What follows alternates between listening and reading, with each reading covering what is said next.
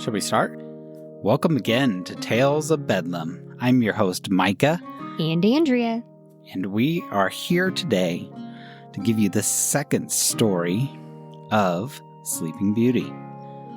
Charles Perrault from France wrote our second Sleeping Beauty rendition in the late 1600s. Andrew Lane collected this tale for his Blue Fairy book.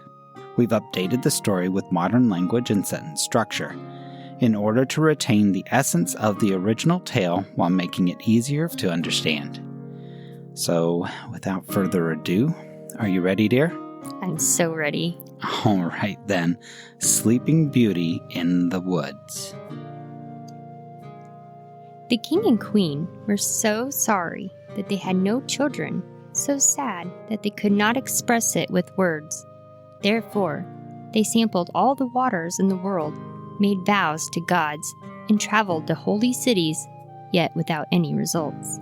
Years passed until one joyous day, the queen discovered she was expecting a child. In autumn.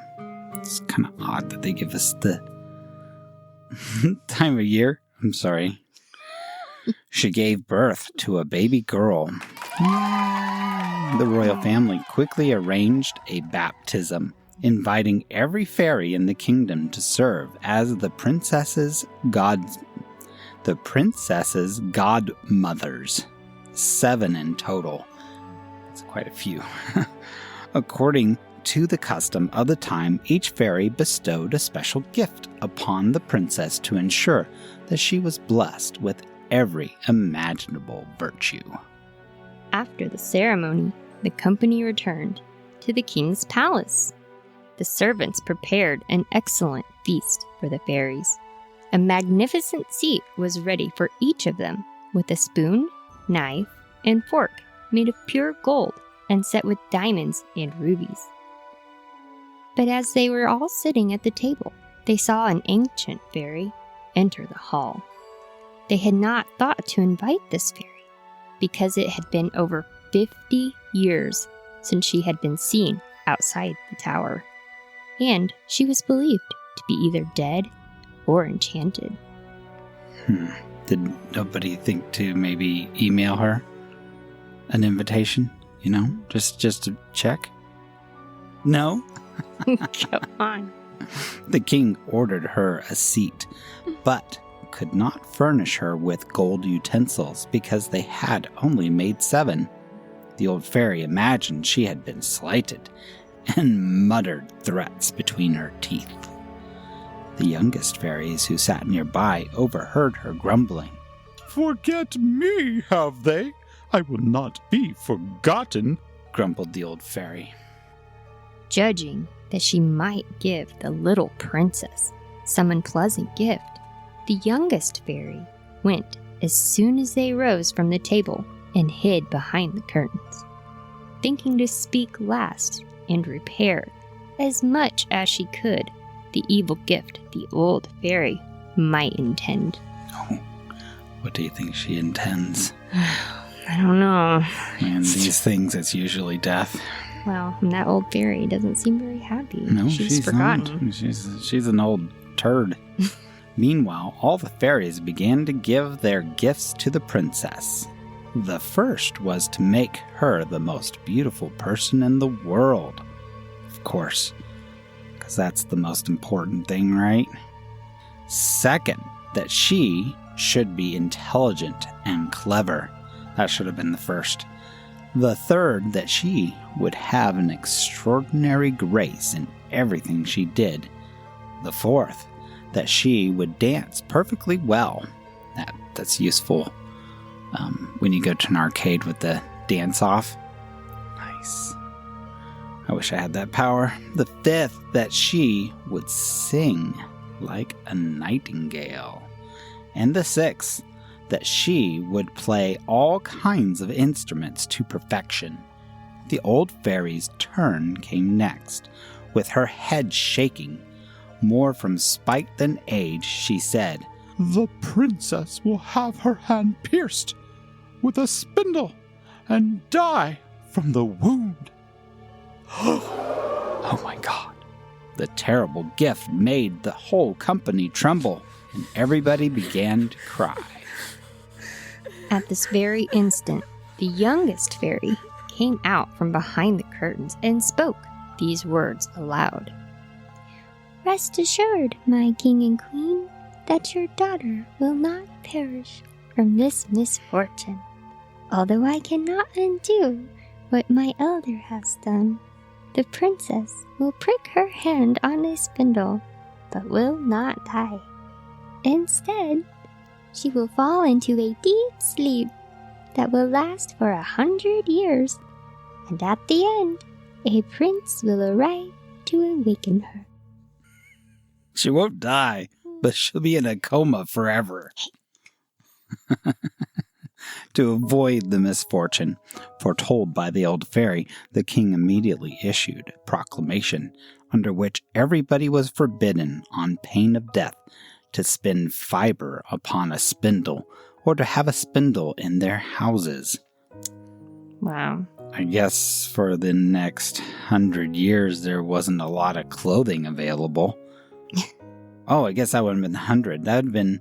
So, this story doesn't actually say when she will prick her finger. Sometimes it says, like, on her 16th birthday or something like that. And it didn't really give us a time. So, I guess it's just kept sometime in the future. They don't have any clue when this will happen.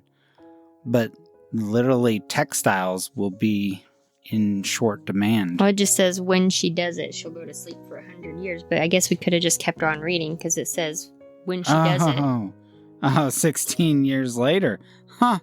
Look at that. Just write the next sentence.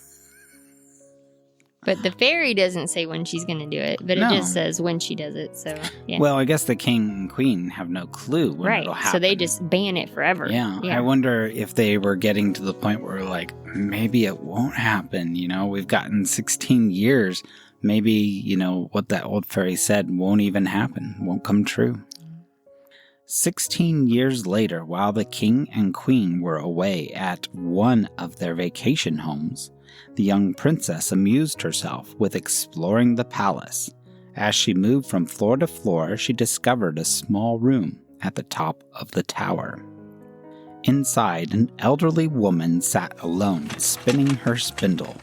The elder had not heard of the king's decree banning spindles. "What are you doing here, grandmother?" said the princess. "I'm spinning, my pretty child," said the old woman. The elder did not know who the princess was. "Huh," said the princess. "This is very pretty. How do you do it? Give it to me, so I might give it a try." "Here you are, my child," said the elderly woman. No sooner had she taken the spindle in her hand than, whether out of haste, clumsiness, or the curse of the old fairy, it pricked her hand and she collapsed as if dead. The elderly woman, unsure what to do, cried out for help. "Help! Help! Help!" People quickly gathered in large numbers, trying everything they could to revive the princess. They splashed water on her face, loosened her dress, massaged her hands, and rubbed strong perfume on her temples. But nothing would bring her back to consciousness. Oh, at least they gave it their best shot. Well, you know, especially back then, who knows? They probably had should've no given her idea. An adrenaline shot. I don't know if they had that back then. Maybe some donkey piss or something. Wow. You know, it's not Bricklebrit. Oh, yes, true. Okay. Nothing's as good as the Bricklebrit story. So let's see what they did. The king was summoned, and recalling the fairy's prediction, he knew what had happened to his daughter. He ordered the princess to be carried into the most exquisite room in the palace and placed on a bed adorned with gold and silver embroidery. He then wept, for he knew he would not live long enough to see his daughter awake. Yeah, 100 years, I mean. That's sad. She looked so beautiful that one might have mistaken her for an angel. Her cheeks were rosy, and her lips were soft pink. Though her eyes were closed, the gentle sound of her breathing, reassured those around her that she was not dead. The king ordered that she would not be disturbed, allowing her to sleep peacefully until she awoke. The good fairy, who had saved her life by condemning her to sleep 100 years, was in the kingdom of Matakin. That brings up a point. Why couldn't she have sentenced her to sleep for a shorter period, like 10 months? A year? So, the good fairy was in the kingdom of Matakin, 10,000 leagues off, which, if we were to convert, that would be 34,523 miles, when this accident befell the princess. By the way, the Earth's circumference isn't even 34,000 miles. It's less than that. Still, she was instantly informed of it by a little dwarf with 7-league boots. 7-league boots are a wondrous magical item that allows the wearer to move 7 leagues, approximately 24 miles with every step. I think that 34,000 miles, though, is still going to take a while. It wouldn't have been an instant, but okay. The fairy left immediately, and she arrived about an hour later in a fiery chariot drawn by dragons. These are some very interesting little tidbits, right? Yeah. Did you want to discuss now? Sure. So, what did you want to discuss? No, what you were talking about with the 100 years or... I totally think that she could have maybe... she was gonna... 20 years. She reversed the spell. Why not just make it 100 days, not 100 years, you know? Yeah. I don't know. She wasn't good at maths or something. I don't know. That is weird. Death minus sleep is 100 years, equals 100 years. I don't know. Yeah. So, go ahead. So the king helped her out of the chariot, and she was pleased with everything he had done. However, given her extraordinary foresight, she was unsure how the princess would care for herself after she awoke. She touched everything except the king and queen in the palace using her wand, causing them to fall into a deep sleep. This includes the ladies, gentlemen, officers and stewards, the cooks, scullions, guards and pages, footmen, the horses in the stables, the dogs in the courtyard, and even the princess's little spaniel, Mopsy, who lay on the bed with her. Did the fairy get consent before putting these people to sleep for 100 years as well? Well, I'm sure. I mean... If the king and queen can, summon and make decrees, I'm sure that when this happened, he said, whatever the fairy says goes. Oh, so they didn't have a choice. It was just Probably kind not. of forced upon them. Mm-hmm. That's rude. If you live in my kingdom, what I say goes. Well, it sucks because then when you wake up, all the people you knew were dead, including family. Mm-hmm. But you get to see the future. Mm-hmm. It's like a real slow time travel. Let's see what happens. And now the king and queen, having kissed their dear child without waking her, so their kiss didn't do it, went out of the palace and declared that nobody should dare come near it. This was unnecessary, for in a quarter of an hour, a vast number of trees, great and small, bushes and brambles, twining one with another, grew all around the castle, so that neither man nor beast could pass through. Nothing could be seen of the castle but the very tops of the towers. So, put this fairy's powers in perspective. In 15 minutes, she was able to grow a forest with trees as tall as towers. Mm-hmm. But she couldn't just nullify the old fairy's death sentence. Yep. I think she was more than powerful enough to do that. She grew a forest in 15 minutes. When 100 years were gone, okay, so we're in the future now, the son of the king now reigning, who was of another family, that's good, from that of the sleeping princess, foreshadowing, was hunting near the castle. He asked the locals, "What towers do I see in the middle of that wood?" The locals answered according to what they knew, saying, "It is a ruinous old castle, haunted by spirits." Others said, "All the sorcerers and witches of that country have secret meetings there." The most common belief was that an ogre lived there, capturing all the little children he could find to eat. No one could follow him, for he only possessed the power to pass through the woods. The prince was at a loss, not knowing what to believe, when a countryman told him this story. "May it please my prince, I heard from my father's father that there was in this castle a princess, the most beautiful that ever was seen.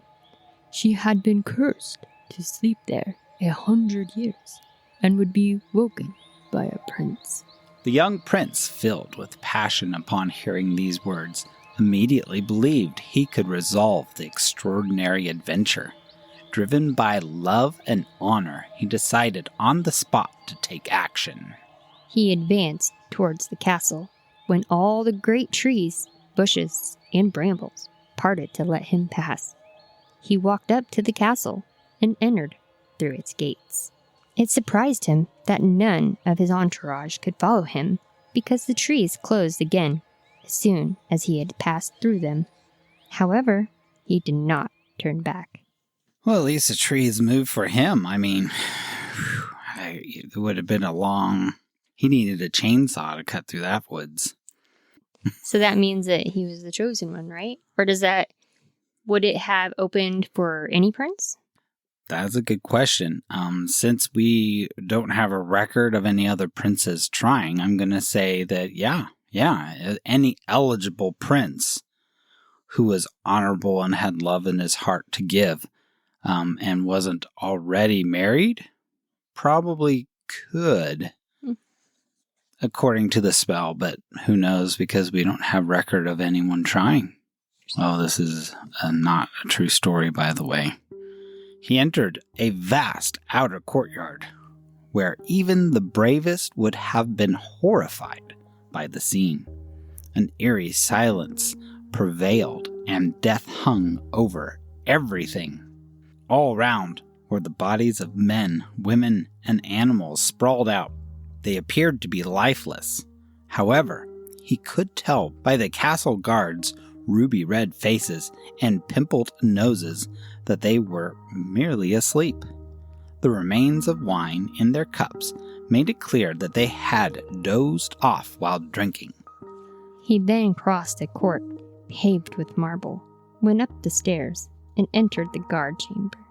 There, guards stood in ranks with muskets on their shoulders, snoring loudly. After that, he went through several rooms full of gentlemen and ladies, all asleep, some standing, others sitting. I guess it just depended on when they got hit by the fairy, right? At last, he came into a chamber, all gilded with gold, where he saw upon a bed the finest sight he had ever beheld, a princess whose bright and resplendent beauty filled his vision. He approached with trembling admiration and fell down before her upon his knees. This act signaled the end of the enchantment. The princess awoke and looked at him with tender eyes. "Is it you, my prince?" she said to him. "Have you waited long for me?" Yes, very long. So long. Whoa. Wow. Not. Just read it. No, we have to discuss this, okay? This is interesting because he didn't kiss her. He knelt before her and that broke the enchantment. He didn't just go and plan a kiss on her. He knelt before her and it broke the enchantment. That is very sweet.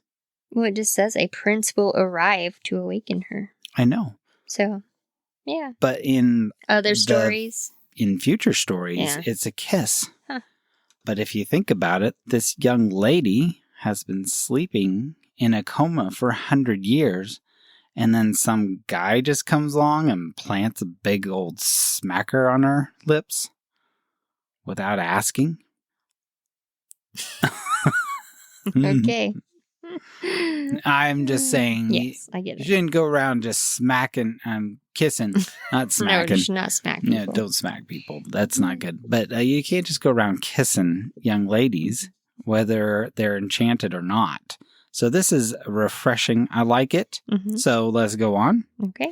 The prince was charmed by these words, and much more by how they were spoken. But he did not know how to show his joy. He assured her that he loved her better than he did himself. His eyes filled with tears, and his speech lacked any eloquence. Aww. Sweet. He was even more bewildered than she was. She had plenty of time to consider what she might say to him. The kind fairy had likely blessed her with pleasant dreams during her long sleep, giving her ample time to think about what she might say. In the end, they talked for hours. Meanwhile, the palace awoke. Uh-oh. Do you think there'd be any disgruntled employees at this point? Everyone thought about what they should be doing, and as they were not in love, they were ready to die from hunger. As hungry as everyone else, the lady-in-waiting grew increasingly impatient and loudly informed the princess that supper was ready. The prince helped the princess to her feet. She was elegantly dressed, though he politely refrained from noting that her outfit was reminiscent of his great-great-grandmother's fashion. Styles had shifted over the past 100 years. They entered the grand hall for dinner, served by the princess's attendants. Violins and horns played ancient yet exquisite melodies. After supper, without delay, the priest married them in the castle chapel. They retired to the room, but hardly slept, for the princess had no need for it. Well, I mean... She had slept for 100 years. I mean, I wouldn't be tired for a while, I would think. I guess that was just... They got married that night. That's pretty... It's quick. Yeah. Well, I guess her parents are dead, so she can ask them. Is that sad? Weren't they asleep? No. Remember? The father cried because 16. he knew that he wouldn't be alive when she finally awoke. You know, maybe they should have had the good fairy put them to sleep as well. Like in the movie. Yeah. What? No, I don't. Yeah. Oh, the mother and father. You're right. She put them all to sleep. The Disney movie and That's the cartoon. Right. Mm-hmm. They did it right in those cartoons back then. No, because he kisses her without consent. Well, I mean, come on. Some things they could have tweaked a little bit. But... Okay. All right. Anyway, go ahead. Following day, the prince departed to return to the city, where his father must have been anxious for his return. So he's not taking her with him. The prince told him, "I've lost my way in the forest when hunting and found refuge in the cottage of a woodcutter, who gave me cheese and bread." The king took him at his word, yet the prince's mother would not be persuaded. The prince then hunted almost daily and always had some excuse for doing so. The queen suspected that he was visiting a lady. He sure was. His wife. The princess kept his marriage a secret for 2 years.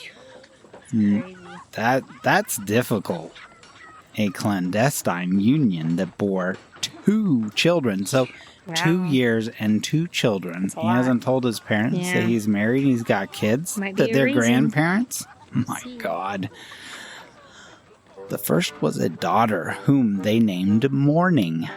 Like the sun rising up morning, not mourning as in mourning for the dead. Yeah. The second was a son whom they named Day, a name befitting his extraordinary beauty. This is a good-looking kid. The queen repeatedly asked her son how he spent his time, but he did not trust her with his secret. He feared her, though he loved her, for she was of the race of ogres. What? His mom's Shrek? I guess so. Or I guess it would be Fiona. But she's Isn't an ogre. Shrek's wife Mhm. Fiona? Yeah. Boy, Oh my we're gosh. mixing the movies. No, we're not That's mixing not it. Disney. Well, true, but the thing here is that this is different from the other stories. That's true. That is way Disney different. did not put this in No. their version Let's see of what it. happens now. That's scary. Actually, Disney's version pretty much ends after he defeats the witch. They get married and there's a big party. Yes. Yeah. Where were we? The mom, we found out she's a race of ogres. Race of ogre. I know. Oh gosh, this is not going to end well. The king would never have married the ogre queen if it had not been for her vast riches. It was whispered about the court that she had ogreish inclinations. Whenever little children passed by, it was difficult to avoid eating them. Oh boy.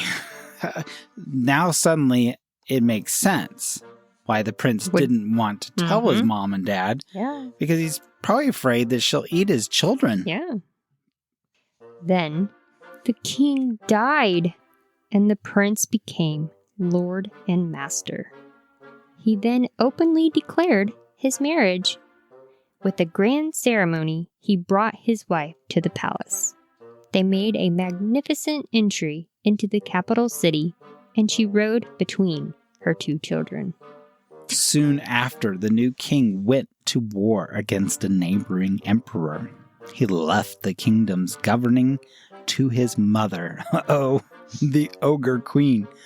That was a bad choice, and asked that she care for his wife and children. She'll care for them. He was obligated to continue his expedition all summer long. Soon after, as he departed, the ogre mother ate everyone. The end. Oh wait, that's not what it says. The ogre mother sent her daughter-in-law to a country house in the woods so that she might more easily gratify her horrible longings. There is the discussion.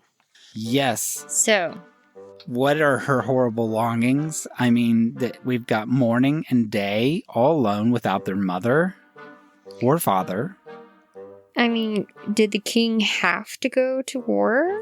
Well, in those days, I guess it probably was pretty normal for the king to head up the campaign against another country for some reason or another. I mean, he was the warlord as well, not just the king. You can't just was the send commander. people. And... You know? Huh? I thought they just sent people and they had to stay back. I guess they could, but I mean, in a lot of stories from back then, kings would ride out with his army. He might not be at the front of the army, Right. but he still rode out with them. But you're right. I mean, they could have stayed behind, but I think it would have been a sign of craven or cowardice. That's true. You know, to be like, hey, you guys go fight this for me. I'm going to stay here with my hot wife, you know, and make some more children. Well, I'd be like, my mother might eat my family. So True. if he knew that, I would be like, well, and that she just immediately sends the mother away, leaving Exactly. them. Like, why did the mother leave? Like, she technically is the queen. mm-hmm. Couldn't she be like, no? Or, okay, I will go, but I'm taking my children with me? What's her deal? Why did she just go? Yeah, that was all really weird. So Yeah, but we don't know how she went. Maybe the ogress queen boxed her up and sent her off. all right. A few days afterward, she went to her royal cook. I wish to eat little morning for my dinner tomorrow. Aye, my queen, cried the cook. Or maybe it's, my queen, or, yeah, my queen.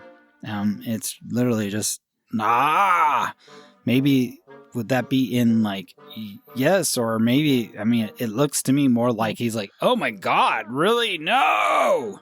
That's what he should have said. No, my queen.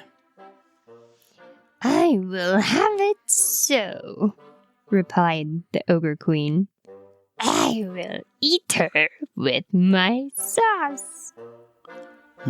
He slapped that kid with some gravy and cook her. Knowing he must not play tricks with an ogress, the poor cook took his great knife and entered little Morning's bedroom. She was 4 years old and advanced to him, jumping and laughing, seizing him around the neck and asking him for some sugar candy, upon which he began to weep. The great knife fell out of his hand, and he took up little Morning, carrying her to his wife to hide her in his home. That's sad. Well, he's like the hero of the story. No, like seriously, like the ogress is bad. Yeah. The prince king, now king, Mm-hmm. he goes Slept his off. family. I mean, it's understandable. It's different back then, yeah.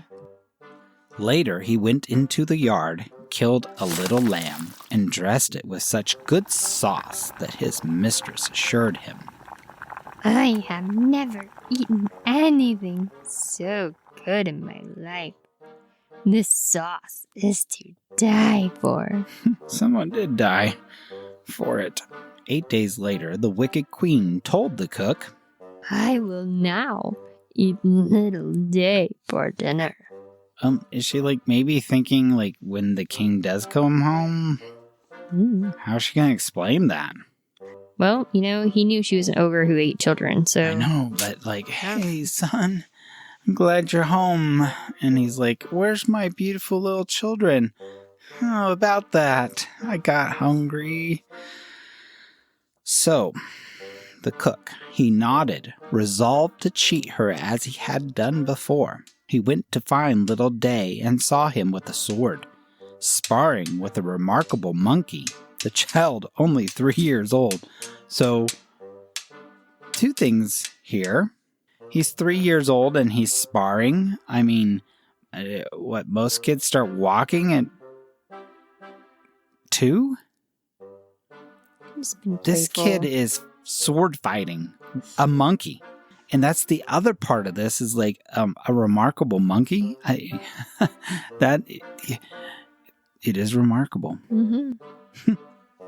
He took him up in his arms and carried him to his wife to hide him along with his sister.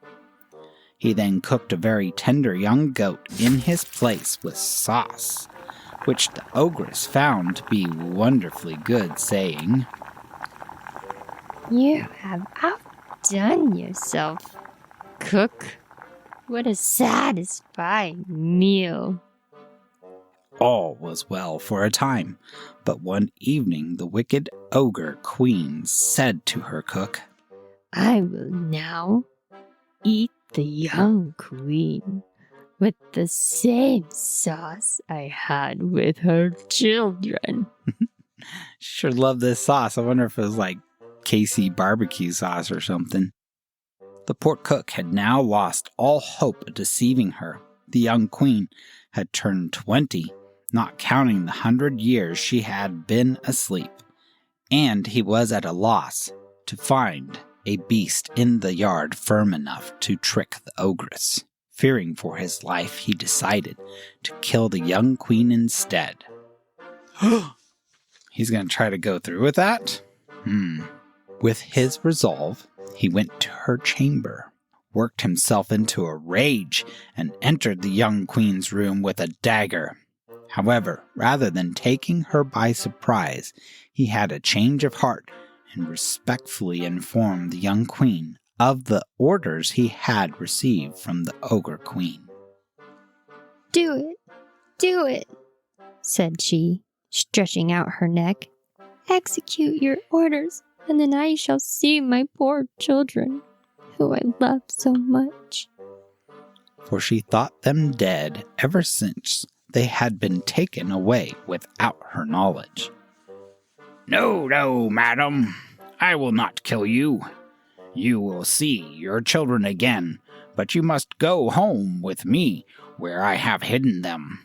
I shall deceive the ogre queen again by preparing a young deer instead. It's pretty brave of the cook.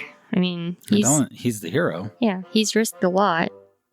Well, yeah, killing because him. if she finds out, I'm sure that she'll kill him and his wife and all of them and eat them all with sauce. Yeah. I mean, I don't know how he was... Oh, gosh, that would have been hard to even think for a second he could have killed the princess. He was going to, he was but gonna he try, changed his mind at the last second. Yeah. So he's a good guy. Jeez. Yeah. He led her to his home, where he left her to embrace her children and weep with them. Meanwhile, he prepared a young deer with sauce, which the queen ate for supper, savoring it as if it had been the young queen herself. She took great pleasure in her cruelty and even concocted a tale to tell the king upon his return. There you go. Claiming that the mad wolves had devoured the young queen and her 2 children. Like, maybe they were at the park and the wolves just ran up and ate them. But so obviously she already knew what to say. Like, she wanted to get rid of them, and she had a story for it because she didn't care. That's going to be a hard story to sell. Still. Really? The wolves came and ate my entire family and hurt no one else? No one else saw it? Nothing? What? I'm just saying. Okay. She didn't care about her son. Deceit. Yeah. One evening, as she was wandering through the palace grounds, as was her habit, hoping to catch the scent of fresh meat, she overheard Little Day crying in a nearby room. His mother was about to whip him for misbehaving, while Little Morning pleaded for her brother's forgiveness. Wow, she's like, just got them back and she's already beating them for misbehavior. Just a whip. Well, she didn't say she's going to beat him. It's just the whip. About to whip him for misbehaving. She was going to whoop him with a whip. No, that's what they said. I'm going to whip him. I'm going to whip him. You've seen slang. Indiana Jones. Seen those whips? I mean, okay, off of it. Jeez. Recognizing her daughter-in-law's and the children's voices, the ogress was enraged at having been deceived. In a terrifying voice that made everyone tremble, she ordered that a large tub be brought into the courtyard the next day. It was to be filled with toads, vipers, snakes, and every kind of serpent. So, what are the toads going to do to you? Like, give you warts before the snakes and vipers inject you with poison? Alright. I guess toads were gross. The young queen, her children, the kitchen cook, and his wife were all to be thrown into it, their hands tied behind them, as the ogress had commanded. They were brought out as ordered, and the executioners were about to throw them into the tub, when unexpectedly the king arrived on horseback. Astonished, he entered the courtyard and demanded. I think astonished is too weak of a word for here. I mean, I'd be more like terrified to see this scene. What is happening here, mother? No one dared to explain, but in a rage, the ogress, having been caught, hurled herself headfirst into the tub. Instantly, she was devoured by the creatures meant for her own family. Those toads were hungry. Though the king was deeply saddened, as she was his mother, he soon found comfort in the presence of his wife and lovely children. So that's kind of crazy that the ogress jumped in on her own. Well, I think she saw there was no way out of this. Like, I know, but she could have just ran for it and just lived on her own. I guess it was bad timing for him to show up. Well, yeah. Because she did have her excuse, you know, so she needed to kill them all. Although, hold on, wait.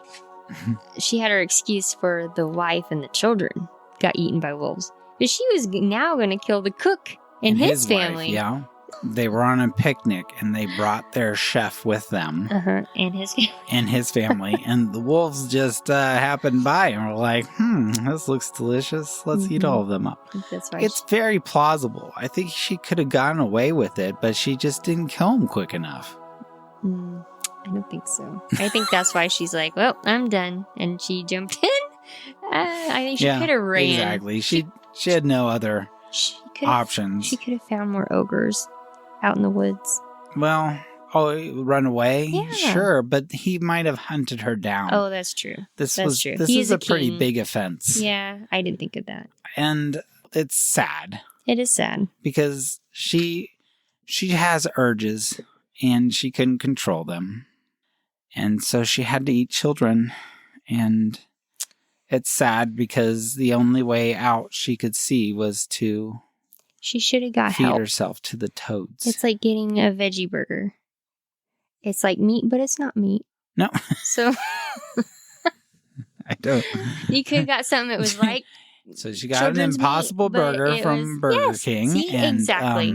And she was good, you know? She just needed some alternative to help those urges. So, yeah, the chef could have, flavored. Yeah. Well, the chef was doing absolutely fine Exactly. by giving her The other lambs meat, and deer and sauce. She could have been happy. Yeah. She could have just been like, It's just, all just in your keep mind. fooling me forever. Yes. That you're feeding me little children, and I'll be happy with my secret sauce and these fake little children. That's right. And then they could have all lived happily ever after as a family. Yeah. What is that saying? What you don't know won't kill you, something like that. Well, so what does the prince look like if his mother was an ogre? But it was a step ogre. Right? He was a step ogre? Right? Because it says the father No, married. I think it said that his mother was an ogre. Well, an ogress mother. But I thought it said the dad married the ogre because of her riches. Oh, so you're thinking that maybe he was a child from a previous wife that maybe passed away? Yeah. That's a good point. It probably doesn't give us enough details. Okay, so he did not trust her with his secret.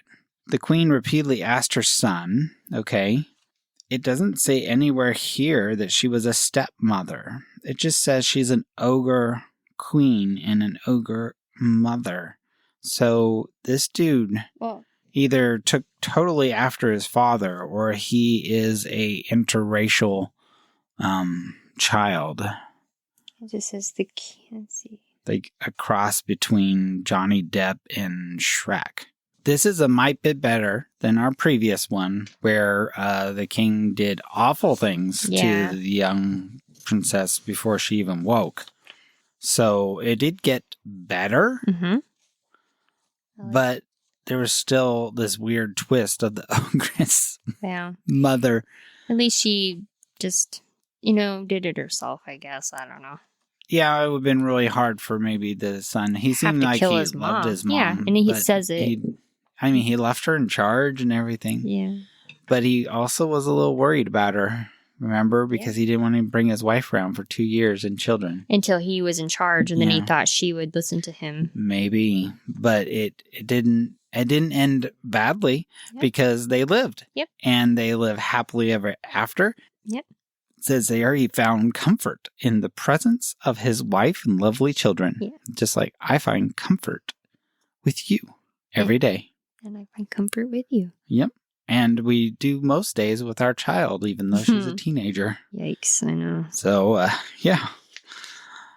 Great. There is another Sleeping Beauty. Thanks for joining us in the world of Bedlam, where fairy tales come to life with a dash of history and a sprinkle of our own madness. We love telling these stories, but we'd love even more to hear from you. Visit us at talesofbedlam.com, where you can share your thoughts, suggest tales for future episodes, or just say hello. Remember, every great story deserves to be shared, including yours. Until next time. Sweet dreams. From Micah and Andrea at Tales of Bedlam. Good night.